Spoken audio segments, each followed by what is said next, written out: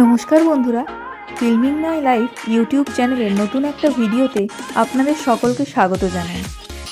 আজকের ভিডিওটিতে থাকবে শ্রীনগরের লোকাল সাইট সিন, যার মধ্যে রয়েছে শ্রীনগরের বিখ্যাত মোগল গার্ডেন এবং ডাল লেকের জলে শিকারা রাইডিং। তাহলে চলুন দেরি না করে ভিডিওটি শুরু করা যাক। এর আগের ভিডিওগুলোতে আমি দেখিয়েছিলাম পেহেলগামের লোকাল সাইট সিন। যদি আপনারা না দেখে থাকেন অবশ্যই আমার চ্যানেলে গিয়ে দেখে নিন। এখন আমরা ডাল লেকের পাশ দিয়ে যাচ্ছি। প্রথম ডাল লেক দর্শন। এতদিন বইয়ে পড়েছি, ছবিতে দেখেছি, এই প্রথম ডাল লেক দেখে এত ভালো লাগছিল না কি বলবো। এই লেকটি শ্রীনগর শহরটিকে চারিদিক দিয়ে বেষ্টন করে রেখেছে। তবে এখনই আমরা ডাল লেকের শিকারা রাইডিংয়ে নামবো না। প্রথমে আমরা লোকাল সাইট সিন মানে মুঘল গার্ডেন্সগুলো দেখে নেব, তারপর সন্ধ্যের দিকে আমরা ডাল লেকে শিকারা রাইডিংয়ে নামব। আমরা শ্রীনগরে এসে প্রথমে লাঞ্চ সেরে নিলাম। তারপর লাঞ্চ সেরে নিয়ে আমরা গেলাম শ্রীনগরে জওহরলাল নেহেরু বোটানিক্যাল গার্ডেনে। এই গার্ডেনটি এস্টাবলিশ হয়েছিল 1969-এ, আর আমাদের ভারতের প্রথম প্রধানমন্ত্রী পণ্ডিত জওহরলাল নেহেরুর নামে এই গার্ডেনটি উৎসর্গ করা হয়েছিল।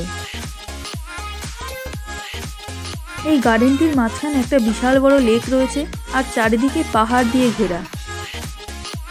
বাগানে রয়েছে অসংখ্য ফুলের গাছ এবং তার সাথে নাম না জানা নানা রকমের গাছ।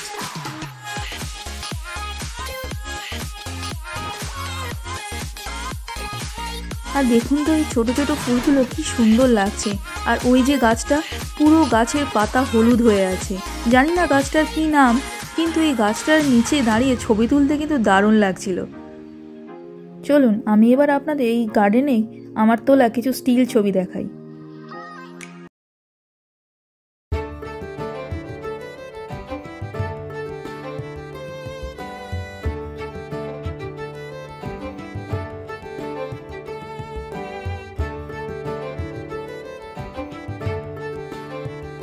জওহরলাল নেহেরু বোটানিক্যাল গার্ডেন দেখা শেষ করে আমরা চলে গেলাম আমাদের পরবর্তী গন্তব্য পরিমহলে। এখানে যাওয়ার জন্য আপনারা জওহরলাল নেহেরু বোটানিক্যাল গার্ডেনের সামনে থেকে অটো পেয়ে যাবেন বা অন্যান্য টাটা সুমো রিজার্ভ করে নিয়ে আপনারা যেতে পারেন। তবে যাওয়ার আগে গাড়ি ড্রাইভারদের সাথে ভালো মতো বার্গেনিং করে নিতে হবে, কিন্তু নইলে কিন্তু বিশাল ঠকবেন। এই পরিমহল তৈরি হয়েছিল 1650 খ্রিস্টাব্দে। সেই সময় ছিল মুঘল সম্রাট শাহজাহানের সময়কাল। শাহজাহানের পুত্র দারা শিয়ক এই মোগল গার্ডেনটি তৈরি করেছিলেন। এটা অ্যাকচুয়ালি পাথর দিয়ে তৈরি একটি আর্কিটেকচার, আর এখান থেকে পুরো শ্রীনগর শহরটিকে দারুণ সুন্দরভাবে দেখা যায়। উপর থেকে ডাল লেকের ভিউও যেমন অসাধারণ, সেরকম শ্রীনগরের শহরের ভিউটাও কিন্তু খুব সুন্দর। চলুন আপনাদের এই পরিমহলের ওপর থেকে শ্রীনগরের ভিউটা একবার দেখিয়ে দিই। দেখুন তো পুরো ডাল লেকটাকে কি সুন্দরভাবে দেখা যাচ্ছে।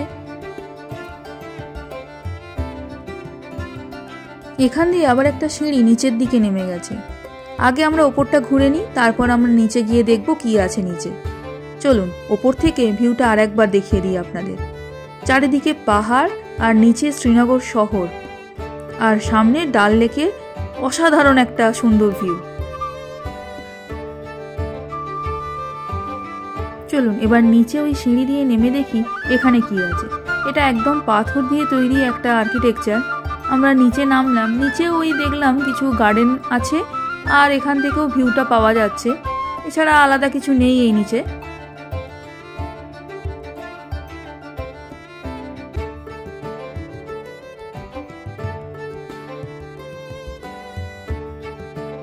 পরিমহল আমাদের দেখা শেষ। এবার আমরা চলে এসেছি আমাদের আরও একটি মোগল গার্ডেন, যেটার নাম চাশমি শাহী মোগল গার্ডেন। এটা ওই পরিমহল থেকে মিনিট 10-এর রাস্তা। এই গার্ডেনটিতেও প্রচুর ফুলের বাগান রয়েছে। দারুণ সুন্দরভাবে এই গার্ডেনটি সাজানো রয়েছে। এই গার্ডেনটিরও কিন্তু একটা ইতিহাস রয়েছে। এটা বেসিক্যালি একটা মুঘল গার্ডেন, যেটা তৈরি হয়েছিল 1632 খ্রিস্টাব্দে, অর্থাৎ এটা ওই শাহজাহানের সময়তেই তৈরি হয়েছিলেন। এই বাগানটি তৈরি করেছিলেন মুঘল সম্রাট শাহজাহানের গভর্নর আলিমর্দান খান এবং এই বাগানটি শাহজাহান তার ছেলে দারাশিয়ককে দিয়েছিলেন।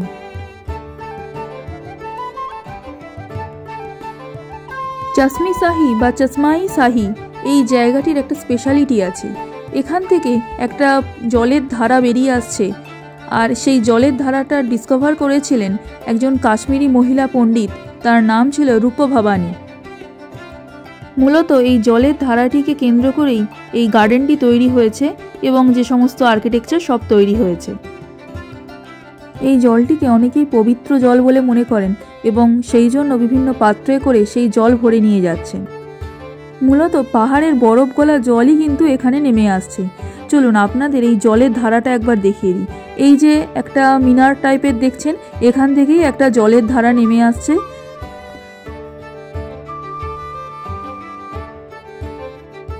আর এই গার্ডেনটি থেকেও কিন্তু ডাল লেকের খুব সুন্দর ভিউ দেখতে পাওয়া যায়। আপনারা এলে অবশ্যই কিন্তু এই মোগল গার্ডেনটা থেকে ঘুরে যাবেন।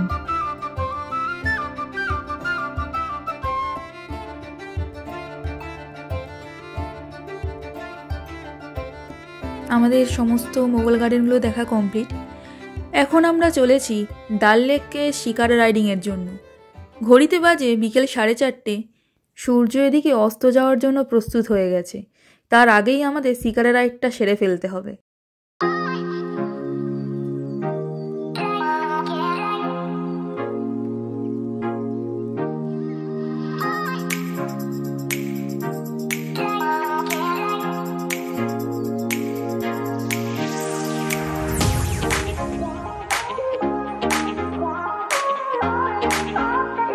এখন আমরা চলে এসেছি ডাল লেকের সামনে শিকারে রাইডিংয়ের জন্য, কিন্তু এরা যা দাম বলছে, দাম শুনে তো শিকারে রাইডিংয়ের ইচ্ছেটাই চলে যাবে।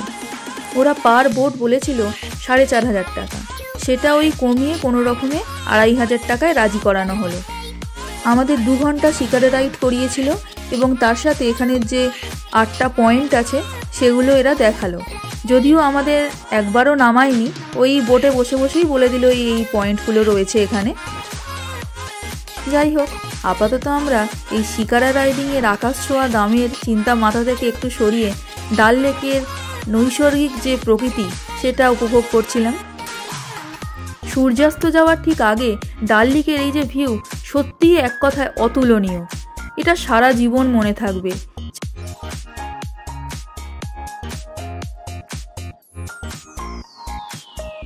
কিন্তু শান্তি মনে যে একটু ডাল লেকের ভিউ উপভোগ করব, তা এখানকার ফ্লোটিং মার্কেটের জ্বালায় তা আর হয় না। একটা দোকান যাচ্ছে তো একটা দোকান আসছে, কখনো আসছে কাওয়া, কখনো আসছে চা কফি, আবার কখনো আসছে জুয়েলারি, কখনো আসছে কাবাব, আবার কখনো আসছে ফ্রুট স্যালাড। এরকম একটার পর একটা চলতেই থাকছে। আমরা শুধুমাত্র এখান থেকে 1 কাপ কাওয়াই খেলাম। শুনেছিলাম শিকারে রাইডিংয়ে বসে অবশ্যই কাওয়া টেস্ট করা উচিত। সত্যি কাওয়াটা কিন্তু খুব সুন্দর ছিল। আর এখানে দেখুন কতগুলো হাউস বোট পরপর দাঁড়িয়ে রয়েছে। এখানের হাউস বোটের দাম শুনলাম 3,000 টাকা থেকে 10,000, 15,000, 20,000 পর্যন্ত রয়েছে পার নাইট, এরকম রেট। এখন আমরা যাচ্ছি ডাল লেকের যে বিখ্যাত ফ্লোটিং মার্কেট সেটার পাশ দিয়ে। এখানে জিনিসপত্রের দাম খুবই চড়া, তাই জন্য আমরা শুরুর দিকটায় নামিনি।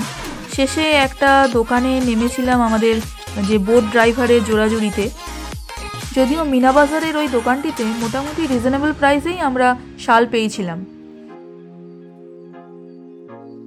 এখন সন্ধে হতে চলেছে, ডাল লেকের চারিদিকটা হালকা অন্ধকারের ঘিরে যাচ্ছে। আর যত সন্ধ্যা হচ্ছে এই ডাল লেকের বিউটিটা যেন আরও বেড়ে চলেছে। একদিকে সূর্যের অস্ত যাওয়ার লাল আভা, আর চারিদিকের যে সমস্ত দোকানগুলো থেকে লাইট, এই সব মিলে না খুব সুন্দর দেখতে লাগছে চারিদিকটা। চারিদিকে অন্ধকার নেমে এসছে আর হাউসবোটগুলোতে আলো জ্বলে উঠেছে, আর এই অন্ধকার ডাল লেকের জলে আমরা ভেসে বেড়াচ্ছি। কি সুন্দর যে লাগছে, যেন একটা মায়াবী রাত। ডাল লেকের জলে নৌকা বিহার করে আমরা ফিরে চললাম হোটেলে। আজকের ভিডিওটি তাহলে এখানেই শেষ করছি। ভিডিওটি ভালো লাগলে অবশ্যই লাইক করবেন ও চ্যানেলটিকে সাবস্ক্রাইব করবেন।